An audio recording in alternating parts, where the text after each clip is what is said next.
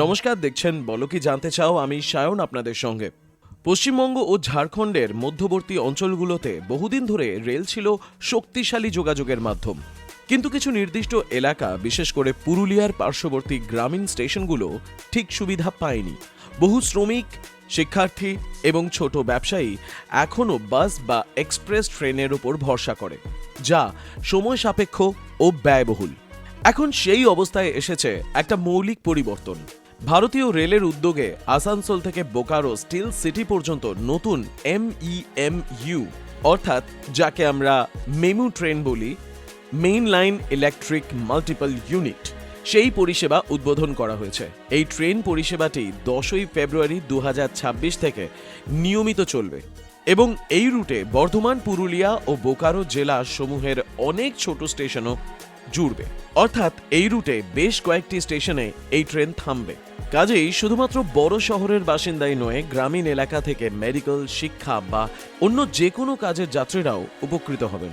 কারণ আগে যাত্রীদের বাস বা এক্সপ্রেস ট্রেন প্রায় দীর্ঘ সময় লাগাতো, কারণ অনেক স্টেশনে এক্সপ্রেস ট্রেন দাঁড়াতো না। তাই মেইন স্টেশনে গিয়ে সেখান থেকে এক্সপ্রেস ট্রেন ধরতে হতো, যাতে অনেকটা সময় ব্যয় হতো। পুরুলিয়ার অনেক প্রত্যন্ত গ্রামে এই ট্রেনগুলো যেহেতু দাঁড়াবে, তাই দরিদ্র ও মধ্যবিত্ত মানুষদের পকেটের জন্যও কিন্তু এটা সুবিধাজনক। স্টিল ইন্ডাস্ট্রিতে কর্মরত শ্রমিকরা এখন প্রতিদিনের যাতায়াতে কম খরচে ও কম সময়ে পৌঁছতে পারবেন। এটি শুধু পশ্চিমবঙ্গ নয়, বরং ঝাড়খণ্ডের বোকারো সহ শিল্পমুখী অঞ্চলগুলোর সাথে সংযোগ শক্তিশালী করবে। এদিকে পুরুলিয়া থেকে সুদূর কলকাতায় চিংড়িহাটা ক্রসিং কলকাতা শহরের অন্যতম জটিল একটা যানজটমুখর জায়গা। প্রতিদিনই সকাল এবং সন্ধ্যায় এই রুট দিয়ে যাতায়াত যারা করেন, তারা যানজটের সম্মুখীন হন। আর এই রুটেই মেট্রোর কাজও বহুদিন ধরে আটকে রয়েছে। কখনো অজুহাত আসছে যান নিয়ন্ত্রণের অসুবিধা। এখন কিছু মানুষের হয়তো মেট্রো চালু হয়ে গেলে একটু সুবিধা হতো বটে, সে বিষয়ে প্রশ্ন করে করে গলায় রক্ত উঠে গেলেও এবং কোনো সুরাহা না পেলেও এখন নতুন 7 কিলোমিটার রাস্তা নির্মাণের পরিকল্পনা হয়েছে, যেটা শুধু একটি সড়ক নয়, বরং দক্ষিণ কলকাতা থেকে সেক্টর 5 নিউ টাউন অংশে সহজ ও দ্রুত চলাচলের এক নতুন পথ হবে। এই সড়ক রাস্তা বাসন্তী হাইওয়ে থেকে মহিষবাথান হয়ে যাবে। এই জায়গায় এখনো পর্যন্ত ছিল একটা মাটির রাস্তা, যা এলাকায় অবস্থিত কিছু গ্রামবাসীরা ব্যবহার করলেও বৃহৎ অংশে কিন্তু গাড়ির জন্য ব্যবহার করা যেত না। এখন এখানে নতুন রাস্তা নির্মাণ করার পরিকল্পনা NDIT এর হাতে। তারাই তৈরি করবে এখানে রাস্তা। এই রাস্তা যদি সচল হয়, একদিকে চিংড়িহাটার যানজটের চাপ যেমন কমবে, অন্যদিকে দক্ষিণ কলকাতা থেকে নিউ টাউন বা সল্টলেক সেক্টর 5 এর দূরত্ব কমে যাবে অনেকটা। এছাড়া হাতির ঝিলের পরিবহন ও স্থানান্তর অপেক্ষাকৃত আরও সহজ হবে। এই রাস্তাটি শহরের অন্যতম অল্টারনেটিভ লিঙ্ক হিসেবে কাজ করবে, যাকে কয়েক ক্ষেত্রে লিঙ্ক রোডও বলা যাবে। ফলে এই জায়গায় পড়ে থাকা ফাঁকা জমিও কিন্তু আগামী দিনে রিয়েল এস্টেট বা বড় বিনিয়োগের কাজে ব্যবহার করা যাবে। এবং রাস্তা যদি প্ল্যান করে বানানো হয় এবং জায়গাটিকে যদি প্ল্যান করে ম্যাপ করা হয়, তাহলে আগামী দিনে বিভিন্ন কর্পোরেট সেক্টরের অফিসও কিন্তু এইখানে খোলার মতন জায়গা পাওয়া যাবে। এবার পরিবহনের কথা যখন বলাই হচ্ছে, তখন WBTCর নামটা তো উঠবেই। West Bengal Transport corporation.